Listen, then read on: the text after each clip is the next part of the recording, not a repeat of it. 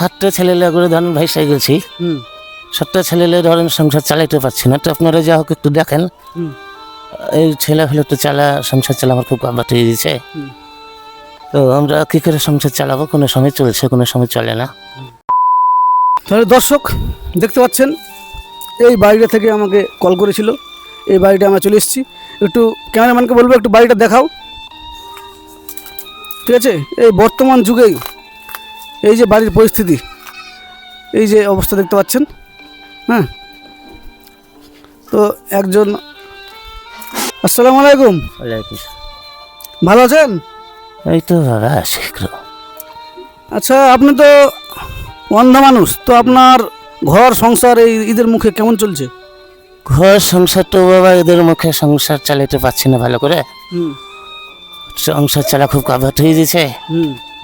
সংসারে ছেলেফেলের কোনো কিছু তো কাপড় জামা কিছু দিতে পারছি না, কোনো কিছু ভালো করে জুটতে পারছি না। যতক্ষণে মানুষের আশা করে থাকছি ততক্ষণে জুটছে, তখন খাচ্ছি। ভালো করে কোনো লাচে ফাঁচাও কোনো ছেলেফেলেকে দিতে পারছি না। ঈদের বাজারে কাপড় চোপড়ে ভালো করে কিনতে পারছি না। মানে একটু যে লেচা ছেলেপিলে মুখে দিবেন সেটাও পাচ্ছেন না? সেটাও পাচ্ছি না। কাপড় চোপড়ও কিনে দিতে পারেননি? কিছুই পাচ্ছি না কিনে দিতে। তাহলে আপনার এই সংসার এখন কীভাবে চলছে?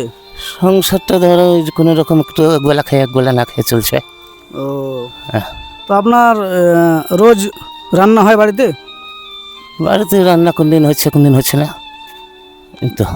তো একদম দুর্বিষহ অবস্থা, বুঝতে পারছেন, ঠিক আছে?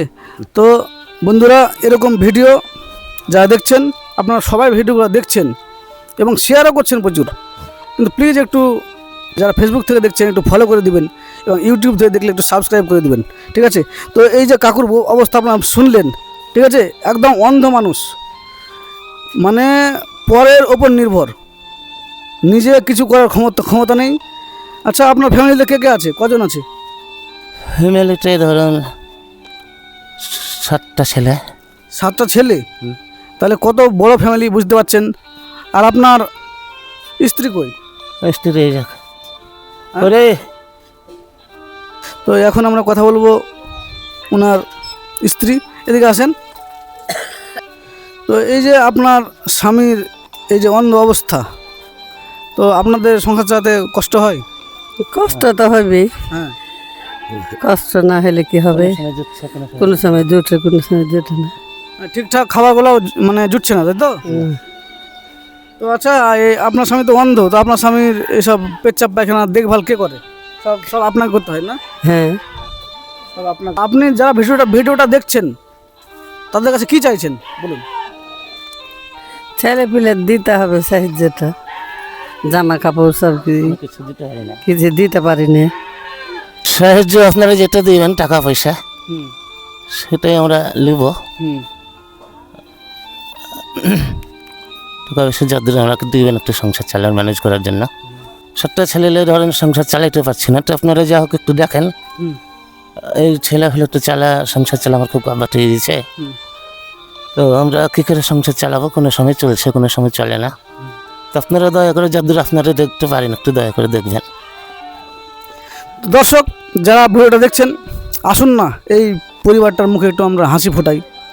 আসুন এনাদের দুঃখ কষ্ট একটু ভাগ করে নিই। আপনারা যে যেমন পারবেন, 10, 20, 50, 100, 200, 500, যে যেমন পারবেন, ইনার যে ফোনপে নাম্বার আছে সেই নাম্বারটা স্ক্রিনে আমি দিয়ে দিচ্ছি, সেই নাম্বারে আপনারা ডাইরেক্ট ওনাকে টাকা পাঠাবেন। আপনার ফোনপে নাম্বার আছে তো? জি হ্যাঁ আছে। তাহলে আপনি আমাকে নাম্বারটা দিয়ে দেন, আমি দিয়ে দিচ্ছি, ঠিক আছে?